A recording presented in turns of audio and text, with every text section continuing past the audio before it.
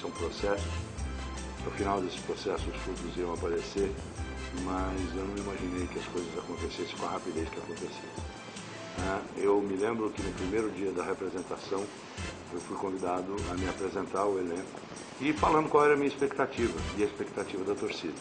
Eu me lembro que eu disse com absoluta clareza e muita firmeza de que a expectativa que eu e a torcida do Santos tínhamos em relação a eles era que eles se dedicassem durante 90 minutos a honrar a camisa que eles estavam envergando, que tinha história, que tinha passado e que tinha uma tradição de disputar sempre os títulos dos campeonatos que participavam. Então eu achei que mais cedo ou mais tarde as coisas iriam aparecer e elas vieram aparecer mais cedo do que eu imaginava.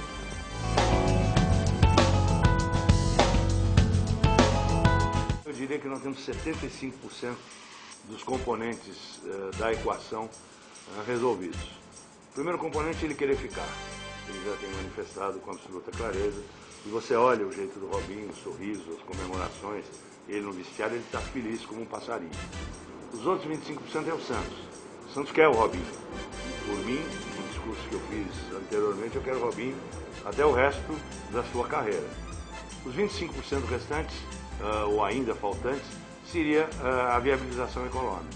Eu acho que o futebol que o Robinho está jogando, a exposição de mídia que o Santos está tendo, a presença maciça nos noticiários de todos os jornais, de todas as televisões, de todas as rádios do mundo todo. Nós fomos a primeira página do Wall Street Journal, que é um jornal conservador e que nunca publica fotografia, e que publicou a clássica fotografia do Neymar, uma paradinha em cima do Rogério Ceni no primeiro jogo de estreia do Robinho. Então eu acho que a viabilização econômica se dará naturalmente. Os 25% restantes são decisivos, é o Manchester. Mas eu acho que eu tenho um argumento de natureza econômica para conversar com os ingleses. Eles pagaram muito caro pelo atleta, esse capital vinha se deteriorando dia após dia, na medida que ele não jogava, não produzia, não despontava de novo para a vitrine do futebol mundial. Ele estava quase que esquecido. Na hora em que ele volta para o Santos, reencontra o futebol, vai para a Copa do Mundo, vai ter uma exposição fantástica, primeiro local e depois transnacional, disputando a Copa do Mundo, a recuperação do valor econômico dele se dará de uma forma absoluta e óbvia.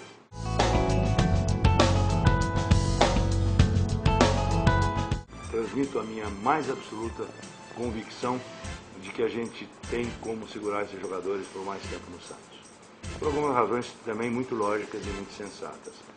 No interesse do jogador, se ele vai mais maduro, se ele vai na condição de ídolo mais consagrado, ele vai ganhando mais.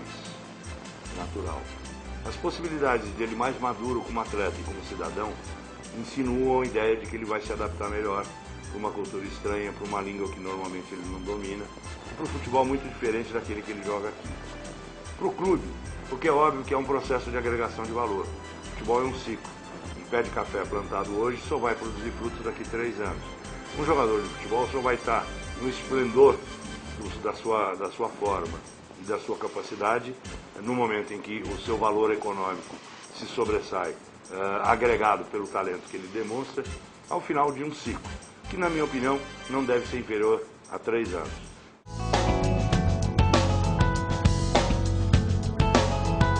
Eu acho que eu me dispus pela primeira vez na minha vida a ser um cartola, imaginando que eu pudesse trazer uma proposta de gestão diferente da habitual dos clubes brasileiros. O Santos vivia um círculo vicioso. Nós tínhamos um desempenho no campo pífio, que tínhamos atletas que não preenchiam exatamente as condições de talento que o Santos precisaria ter. Com isso nós tínhamos pouca visibilidade, pouca exposição, pouco público e pouca audiência. E com isso nós tínhamos pouco dinheiro. E em tendo pouco dinheiro, nós tínhamos atletas que não eram exatamente os mais desejáveis, e o desempenho não era aquele, e assim o círculo se eternizava. Nós achamos que entramos num círculo virtuoso. Nós temos talentos que geram exposição de marca, que gera público, que gera audiência, que gera dinheiro, que permite você manter esses atletas no clube.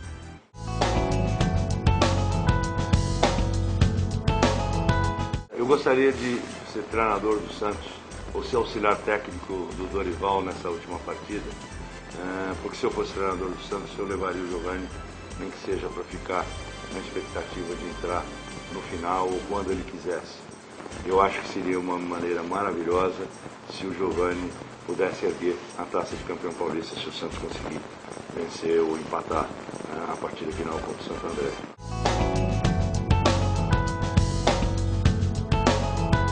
Na verdade, segunda final.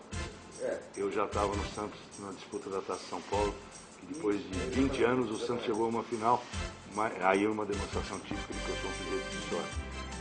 Mas a emoção é muito parecida com o que eu tive quando ainda menino vi o Santos disputar com o Taubaté a última partida do segundo turno do campeonato de 1955.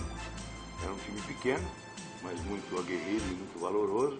O Santos já ensaiava, não tinha o Pelé ainda, mas já tinha o Pepe, já tinha o Álvaro, o Vasconcelos, Delvec, Tite, Zito, Formiga.